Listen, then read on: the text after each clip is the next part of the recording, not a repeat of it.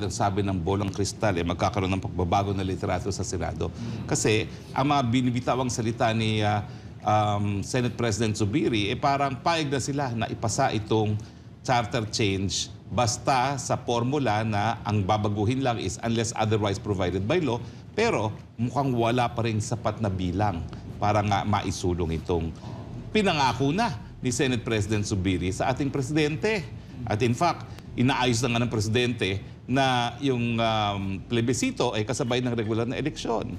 At tingin ko, isa rin to sa dahilan kung bakit ngayon ay merong, according, hindi po sa akin galing yan, according sa Bolang Kristal, baka nga po magkaroon ng pagbabago ng liderato. Nako, ito na, nag-a-alarm na naman ang crystal ball ni Ka-inyong. Ano ba ang sinasabi ng crystal ball? Mga partners, merong malaking pangyayari sa Senado.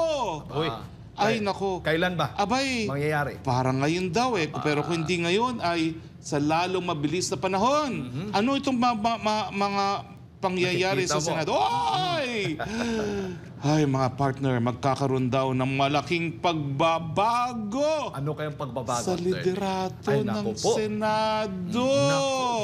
Ay, nako, totoo kaya ito? Totoo daw Ay, naku, ang sabi, baka daw ngayong araw na ito, kung hindi man, itong linggong ito, nako, tandaan po natin, sinabi yan ng crystal ball, ng bolang kristal ni Ka-inyong, at tignan natin kung magkakaroon nga ng katuparan nang malaman natin kung dapat pang paniwalaan ang bolang kristal ni Ka-inyong. Magkakaroon ba? Ang tanong ng tao ba, magkakaroon ba ng bagong Senate President? Abay, abangan po ninyo yan. Well, ang sabi ng crystal ball, oo daw. Sinagot ka lang nga ng crystal ball, ayaw mo maniwala Sige. Dito lang po sa Pulso ng Bayan na merong crystal ball ni Ka-inyong, di ba? Herminio po kasi ako kaya Ka-inyong. May tanong. May bago na po akong trabaho. Dahil ako po ay pesting-pesting na sa politika. Ako po ngayon ay si Ka-inyong na merong bolang kristal. Attorney, may tanong dito, babae o lalaki ho ba? Ay, lako. Melawit. So lalaki pa rin. Okay, tignan po natin sa mga susunod na araw kung panipaniwala ba, dapat bang paniwalaan ang crystal ball ni Ka-inyong. Ngayon lang po, ika-4 ng Marso, taong 2024, nagsalita ang crystal ball ni Ka-inyong. Attorney, meron ding mga katanungan ating mga kababayan. Kung ito bang pagpapalit, kung sakali man ng liderato ay may kinalaman sa pagbabago, itong tsatsanga na kasama issue. din daw parang hindi ata kontento yung iba doon sa pagdepensa sa Senado. Pero, parang mga proyekto at pera pa rin ang pinagsimulan nito. Parang parang hindi patas na pagdidistribute ng mga pondo para infrastruktura. Ay, nako! Ayan na naman, may ganyan na naman pala. Bakit sila nag-aaway-away sa mga infrastruktura? Akala ko ba walang papel ang mga mambabatas sa pagpapatupad ng mga proyekto matapos magawa ang kanilang budget. Yan ang desisyon ng Korte Suprema sa kaso ng Belica versus Executive Secretary. Pero bakit gano'n? Nagkakagulo pa rin sila, no? Kaya nga tawag sa kanila, mambabatas, di ba? Nagagawa ng batas. Oo nga Hindi tagagawa ng infra. Hindi tagagawa ng infra, pero mukhang yan po ang mga punot dulo ng mga magkakaroon ng pagbabago dyan po sa Senado. Nagkataon lang ba na magkaugnay yung kanilang pangalan din? May naugnay. Ewan ko sa'yo. Ikaw, masyado ka naman nagpapa-annotate kay Crystal Ball. Wala nang annotation si Crystal Ball. Gusto mo pa ng editorial. Sinasabi na ka sa'yo kung anong mangyayari. Tapos, masyado ka naman demanding. Pati annotation gusto mo.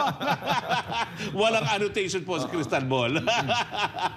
Well, mga kababayan, di ba? Kung meron kayong hula sa sinasabi po ng ating crystal ball dito with Attorney Harry ni Ka-inyong. Abay, hulaan ninyo. Abay, padala po ninyo yung mga hula. Ang sagot sa ating mga hula dito sa ating comment section sa live streaming natin sa DZAR. Magbibigay ng premyo si Admar tuloy. Si Jade. Anong premyo? Kung siya ang magsasabi kung sino ang susunod na Senate President. Ay, nako, sabi ni Ka-inyong. Sabi ng crystal ball. Isang gabi ng hapunan kasama si Jade. Pero Pero pang babae lang po yun. Ay, naku, na walang asawa. Kapag lalaki, bibigyan na lang ng tinapay.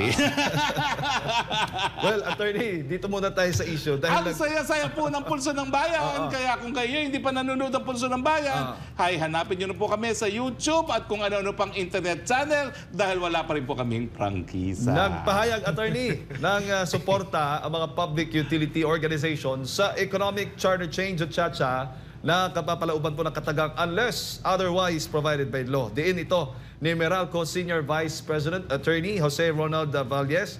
Tiyak itong hahatak ng pamumuhunan sa sektor ng enerhiya na magbubunga ng mahusay na serbisyo at mas murang presyo ng kuryente. Sabi naman ni PNR Chairman Michael Ted Macapagal na ang naturang kataga ay paraan upang mas mabilis maka-adapt ang pamahalaan sa mga ilalabas nitong patakaran at polisiya sa public utility para makasabay sa nagbabagong panahon at pangangailangang pa-ekonomiya. Gayet naman ni MWSS Board of Trustees Chairman Elpidio Vega, mahalaga ang nabanggit na kataga para matugunan ang mga sitwasyon sa hinaharap kung mas maaring idaan sa legislasyon kung dapat na maging buong pagmamay-ari ng mga dayuhan o may porsyentong pag-aari pa rin ng Pilipino ang water concessionaires. Ano po ang inyong masasabi dito, attorney? Ewan ko ba, parang charot naman yan kasi meron na nga pagbabago sa Public Service Act. Pwede na pong magkaroon ng 100% ownership ang mga kumpanyang dayuhan pagdating po sa generation ng enerhiya. Kasama po dyan ang solar, pati nga pong hydro. So hindi ko maintindihan kung ano pa ang gusto ng mga sektor ng enerhiya. Napakadami na nga po namumuhunan ngayon sa energy. Yan po'y patunay na talagang baka hindi na po kinakailangan ng charter change dahil nagawa naman po yan sa ordinaryong batas. At pagdating sa enerhiya, naririyan na po yan. Hindi na kinakailangan pang baguhin. Attorney, may dating ba kung mismong taga-gobyerno magsasabi nito? Kasi hindi naman ang taga-gobyerno ang maglalaan ng puhunan para magkaroon ng karagdagang power plants at kung ano-ano pang mga kailangan para magkaroon tayo ng magandang pag-produce ng enerhiya, ng kuryente. Pati na rin niya itong sa tubig. Di ba mas maganda yung nasa pribadong sektor ang makapagsasabi kung papabor ba sa kanila or hindi talaga yun ang pinaka-punto na dapat pagtuunan ng pansin ng ating pamahalaan at sa ibang sektor? Nasa batas po natin yan yung IPIRA law, no? Na talagang ang generation po ay dapat nasa kamay ng pribadong sektor. Dati-dati kasi yung generation, lalo na sa mga areas na kakaunti lang ang mga customers, no? Ay nasa kamay ng gobyerno sa pamamagitan ng NAPOCOR. Pero ngayon, binaliktad na po ang pulisiya. Ininganyo na natin ang mga pribadong sektor na mamuhunan dito sa industriyang ito. At ngayon nga po ay lumulobo naman po ang mga pamumuhunan ng mga dayuhan pagdating po sa enerhiya. Dahil nga po alam nila malaking kita sa Pilipinas. Bakit? Dahil pinakamahal po ang kuryente sa Pilipinas sa buong Asia. Kasi ang kailangan natin is karagdagang mamumuhunan.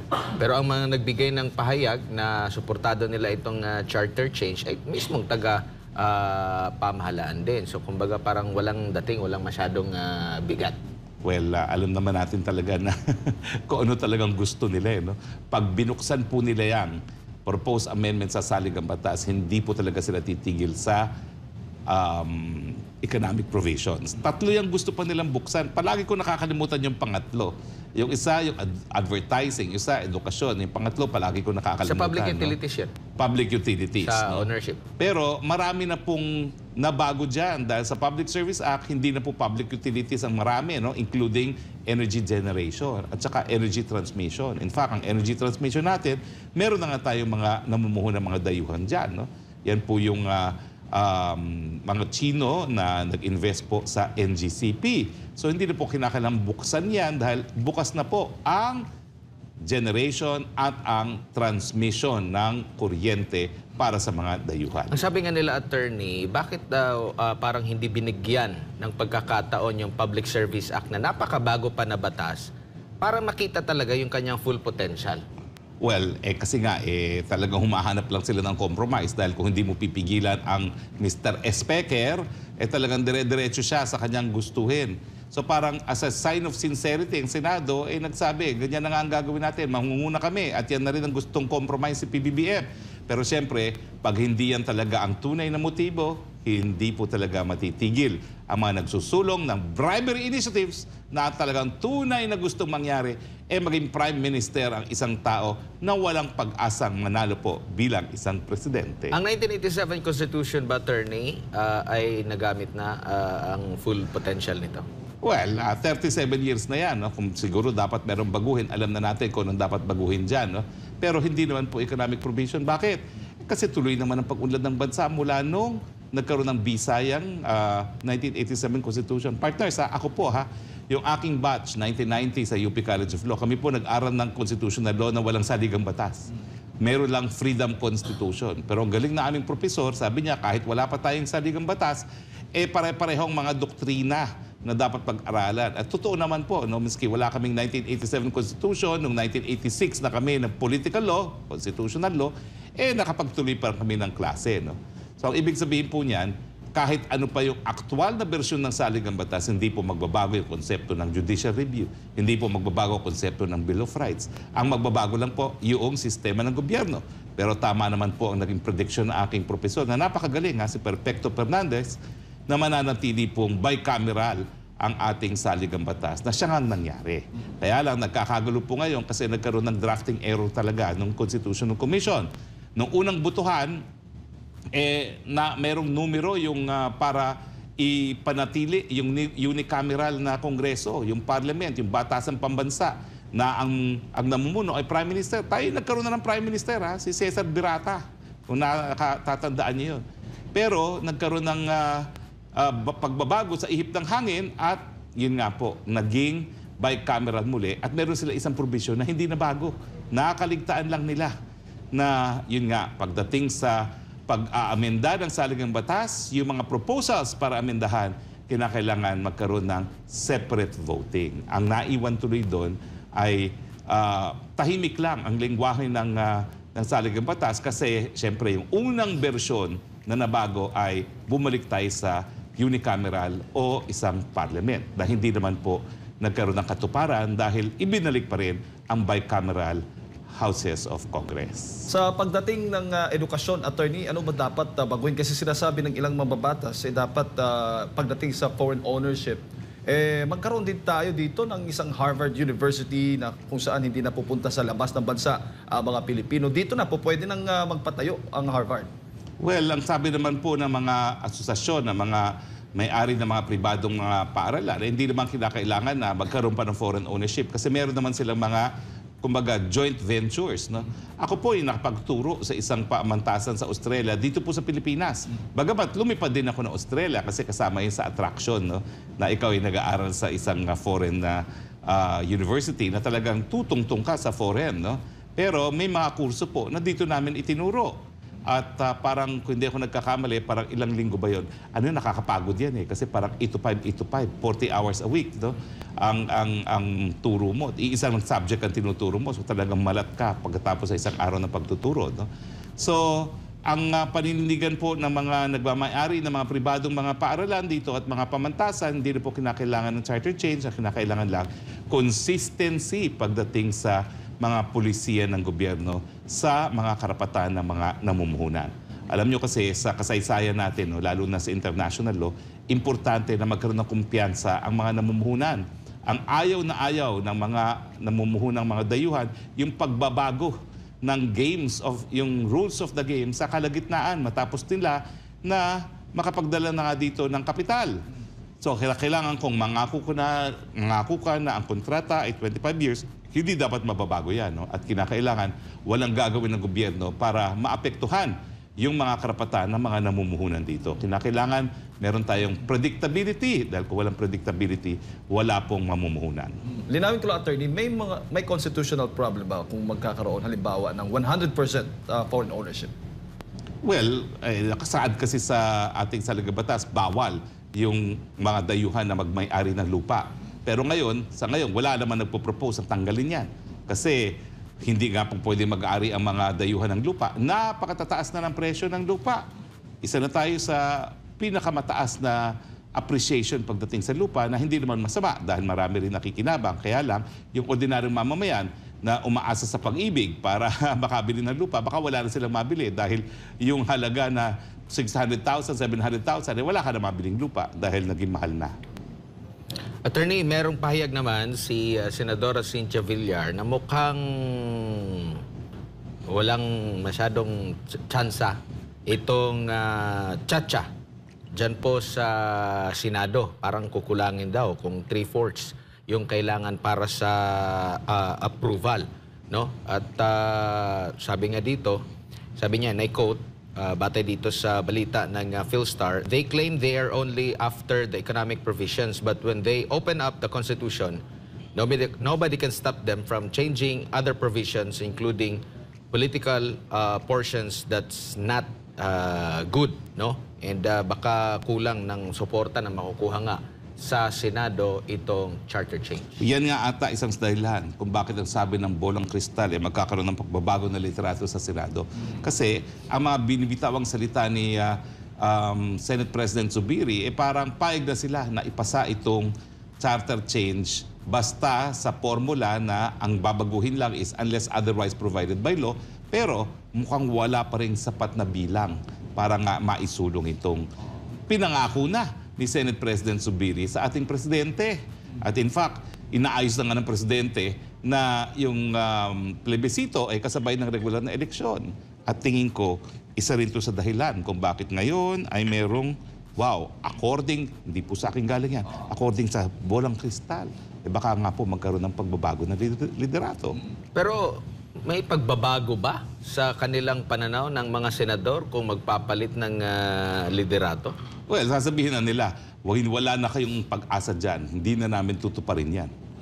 Yan ang sentimiento ng marami. At kaya nga, hindi mo po pwedeng maihiwalay yung sentimiento ni Senator Villar na maski yung proposal na amendahan lang is unless otherwise provided by law, sang-ayon dito sa proposed joint congressional resolution, ay maipapasa ng Senado dahil ang katotohanan nga, doon sa bersyon ng Kamara, wala pa rin yung separate voting. At kapag ito ay tinuloy ng Senado na walang separate voting, ay ang mangyayari dyan, yun, itutuloy pa rin ang pagbabago ng ibang mga probisyon at mawawalan nga ng boses ang Senado. Batay nga dito sa pahayag pa ni Senator Villar, imbis daw na pagtuunan ng pansin ng pag-amyenda ng ating konstitusyon, dapat ay tutukan na lang ng ating pamahalaan yung epektibong pagpapatupad ng ease of doing business law at tugunan ang suliranin patungkol sa korupsyon. At sabi nga dito ni Villar, and I quote, I have talked to other businessmen. Actually, what they want is the ease of doing business and less corruption. Well, talaga namang bihasa si Senator Villar sa kung anong gusto mga namumunan kasi siya nga pinakamayamang pamilyang sa Pilipinas. Sila pinakamalaking namumuhunan sa Pilipinas at alam nila kung anong gusto nila. So ang kinakailangan talaga yung matanggal ang red tape at mabawasan ang korupsyon. Yan po talaga ang mag-iinganyo sa mga dayuhan na mamumuhunan dito sa ating bansa. Speaking of pamumuhunan, attorney, isang kilala at luma na negosyo sa bansa, itong Central Azucarera Don Pedro Inc. na pagmamayari ng Metro Pacific Group, abay magsasara sa katapusan po ng tapos na pala, nag-permanently close na pala ito last Feb 28 at hanggang March na lang, no, yung pagbibigay ng yung effective yung termination March 29, 2024. Ito po ay isa sa mga malalaking mga manufacturing, mga tagagawa ng asukal sa mahabang panahon dahil po lugi at isa pa sa mga sinisisi ay ang importasyon ng ating pamalaan sa asukal. Paano tayo makakahikayat yung local natin na mga manufacturing nagsasara? Well, totoo po yan. At ito po yung kumpanya na pag-aari ni MVP. Hindi naman natin masasabi na merong mismanagement dahil pinakamagagaling ng mga managers ang nagtatrabaho dyan sa Metro Pacific Group. No? Ang katotohanan po talaga, kawalan ng malinaw na pulisiya pagdating sa pagbibigay ng proteksyon sa lokal na mga magsasaka ang dahilan kung bakit nalugi ang asukarera na yan. Partners kasi, ako, yung aking sariling business partner, ang talagang negosyo niya ay ganyan din, at sukarera at trading ng sugar. Itong kaibigan kong to, nung mga 1990s, kamuntik na ito malugi dahil nga sa imports. Talagang kamuntik na siya ma-wipe out. Kaya tutol na tutol siya sa imports. Ang sinasabi niya kasi, napakataas ng production cost ng ating mga magsasaka. Pero talaga naman kapag nag-smuggle ka ng asukal, pwede mong maipasok na mas mababa pa kaysa sa production cost ng asukal. So ngayon, kung ikaw ay isang merong azukarera at ang ibibili mo sa tubo ng mga magsasaka ay napakataas, kung ikaw pa mo sa presyo ng smuggled na asukal, hindi ka talaga kikita dahil wala nang bibili ng asukal na gagawin mo na galing nga sa tubo dahil napakamahal na kumpara mo sa mga smuggled na asukal. Kaya nga po nagkaroon ng kontrobersiya sa unang taon pa lang ng administrasyon ni Presidente. Ayun nga po, nagkaroon ng kaduda-dudang mga sugar order na lumabas matapos dumating na ang mga inangkat na asukal. At ngayon po, yung mga tao na naghuli ng asukal na yan na considered as smuggled dahil wala nga pong permit sa SRA, pati sila lahat pinalitan na. Bakit kaya? Sino kayang nasa likod niyan na napakapangyarihan na lahat ng mga tao na naghuli ng asukal na yan ay ngayon po ay tsugi na sa pwesto. Kaya nga po ang resulta, ayan, isa sa pinakamalaking azukarera, isa sa pinakamatanda at isa sa pinakamoderno rin dahil yan po ay pinumunuhan o binigyan ng kapital ng MVP Group ay nagsarado na ng tuluyan. 1927, 1927 nang naitatag itong azukarera na ito, attorney, dyan po sa Nasugbo, Batangas. At ito yung pangunahin na nagbibenta, nagpo-produce, nagbibenta ng mga raw at refined sugar, molasses at iba pang mga produkto. Sa tagal ng panahon, marami na palang pinagdaanan itong pagsubok, attorney. 1927 pa, wala pang World War II ay existing na itong azukarera na At ito. ngayon lang po sa administrasyon ni PBBM na sila ay nagsara dahil ngayon lang po nagkaroon ng ganitong pulisiya na talaga naman pong lantaran ang smuggling ng asukal. Hanggang ngayon po, hindi nga smuggling yan eh. Yung iba nga, pinapasok na walang sugar order. So technically, hindi siya smuggling. Labag lang sa batas. Pero pinayagan ng gobyerno. Ang tanong, bakit nga pinayagan yan ng ating presidente? At huwag niyong kakalimutan po nung dininig ito ng Senado, nagturuan ang Executive Secretary at yung USEC ng Department of Agriculture na merong katungkulan pagdating sa asukal. Ang sabi ng USEC, sino nga bang USEC yun? Ito po ay pinag-utos ng presidente. Ang sabi naman ng Executive Secretary, hindi, yung Acting Secretary of Agriculture lang ang nag-utos na ito. Sinong paniniwalaan? Well, tignan natin kung sino talaga ang pumirma. At isa lang pong tao ang pumirma dyan. Samantala, attorney, bago lang tayo mag-break, kay ang Kamara, ang ilang mambabatas nga ay nakikita nilang ang itong resolution of both houses number 7 ay may papasa bago yung Holy Week break this month. At siguro ito yung mga paghahanda. Pag maaprubahan ito sa Kamara, ay susunod yung sa Senado. At yung nakikita mo, itong usap-usapan nga na pagtanggal sa pagbabago ng liderato ng Senado, ay yan ay pagbahanda na rin para matalakay itong tsa-tsa. Ay, teka muna. May text message na naman ang crystal ball. Alam mo talaga itong crystal ball ko. High-tech. Meron na rin mga text. Abay, ang sabi, wala raw mangyayari dyan sa Resolution 7. Wala daw. Hindi raw papayag talaga ang Senado. Ayan, bagong text message po. Ngayon sa aking nabanggit bolang kanina, na na-discuss natin, si Senador Cynthia Villar. Wala raw talagang numero sa Senado yan. So, walang mangyayari. Nakakatawa nga, pumayag ang Kamara na pangungunahan ng Senado, pero sa kanilang schedule, whether ready or not ready, submit your paper ang Kamara de Representante. Ganun palang pagkakaintindi na doon sa mangunguna ang Senado. Ready or not ready, submit your House resolution. Pero nakikita mo ba, resolution. attorney, na halimbawa, ang Kamara lang ang talaga magpapasa nitong resolusyon na ito, ang Senado wala, baka uusad na yung controversial na People's Initiative. Well, kaya nga hindi nila binabawi yan Kasi sa tingin ko, ang fallback ng Kamara is still itong bribery initiative. Paano naman sila makakatikim ng akat kung ititigil nilang bribery initiative? Sige nga, 26.7 billion din yan para dun sa mga susuporta sa bribery initiative.